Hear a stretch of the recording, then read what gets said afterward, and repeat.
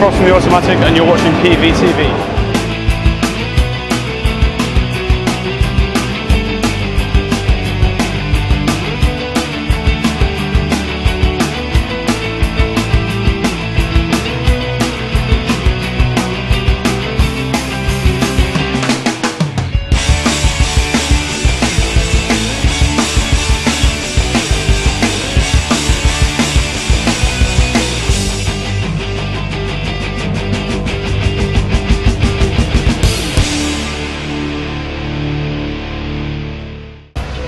First question's got to be, your rider, what is your random cheese this day?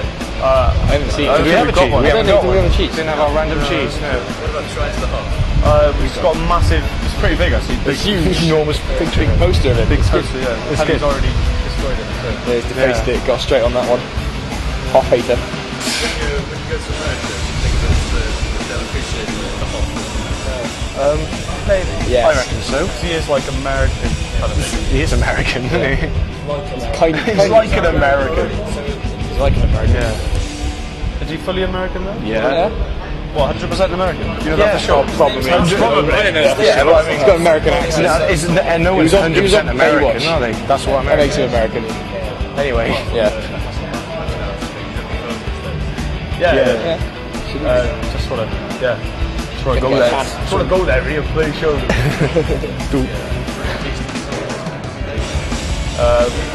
It's now about 30 in a row, so yeah, it should be good. 30 days.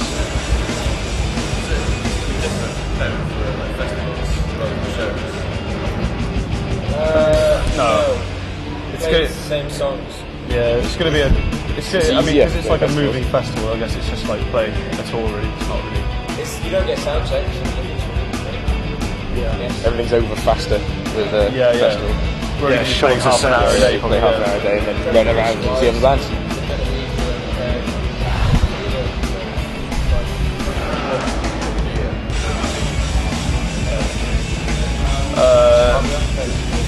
I'm going to be preparing myself to use, I'm not sure really, a Les Paul at the moment, but yeah. Amps. So at the moment I use three. I use a Marshall, JCM, a Fender Deluxe, and a classic. I use standard. Yeah. Only delay, and then just distortions from my amps. You've got that pedal thing, that red one, though. Jekyll and Hyde. Jekyll and Hyde pedal, which is a nice distortion thing.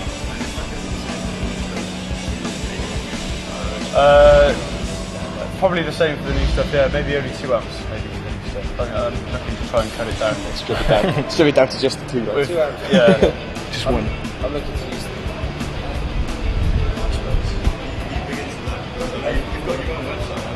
Yeah. Yeah, I think we got both. We got both on the website. You can keep in contact with. You can actually have a bit more to do with fans on MySpace. I think it's easier to say hi to people than the website. It's quite faceless on the website. Yeah. It can cost a lot to make a website like interactive and stuff. MySpace is easier than that.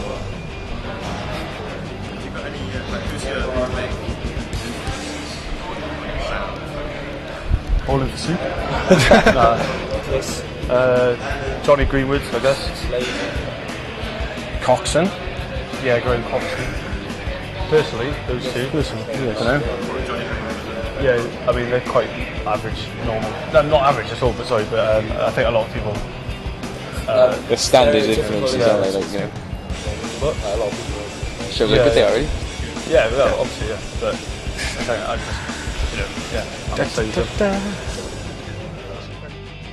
Here we have the 6505 amplifiers, the amp of choice for the likes of Sikth, who we're going to be having here later on in the day, and of course Bullet for my Valentine.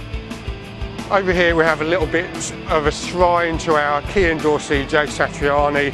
He is the guitarist, and over here we have the brand new all-tube Class A amplifier, which is the Mini Colossus. To the left of the stand here we have some of our brand new items that were only launched 2-3 months ago over in America. We have over here the brand new all-tube bass amplifier heads, the VB2 and the VB3. VB2 being the USA model and the VB3 being the new entry point Korean all-tube bass amplifier. Over here we have our classic range of amplifiers. These have been with the company over 25 years now, and now we've got the likes of the automatic playing them. They're going to be on stage later here at the Excel Centre. We've also got Baby Shambles and also Bicky Cairo on tour at the moment with them.